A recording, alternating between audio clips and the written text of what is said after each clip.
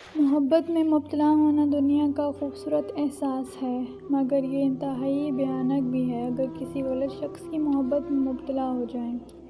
میری سب سے بڑی خوبی یہ ہے کہ میں تمہاری ہوں، یہ تمہاری سب سے بڑی خرابی یہ ہے کہ تم میرے نہیں ہو۔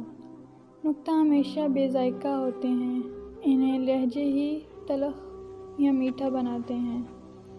لا حاصل محبت کے دکھ کو جھیلنا حاصل کے پھیکے پڑتے رنگوں کا عذاب سہنے سے بہتر ہے۔ غیر میں تو ہرگز نہیں گنیں گے تمہیں شمار، اپنوں میں ہی نہ کروں تو کیا تماشا ہو۔ انسان اپنی طرف سے پوری کوشش کرتا ہے اور جب کامیابی اس کے قریب آتی ہے تو دو چیزیں اس کے اور کامیابی کے درمیان حاصل ہو جاتی ہیں، ایک موت اور دوسری تقدیر۔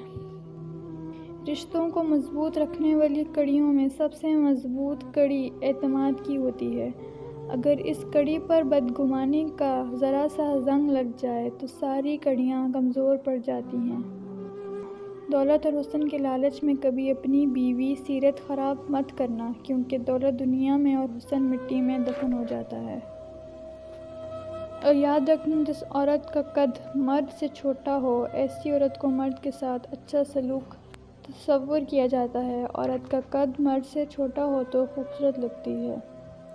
ہنسی وہ ہوتی ہے جو اپنے غم کو چھپانے کے لیے انسان خود سیکھتا ہے، اور ایک ہنسی وہ ہوتی ہے جو تمام غموں کو بھلا دیتی ہے۔ دعا ہے غموں کو جلا دینے والی ہنسی آپ کے حصے میں آ جائے۔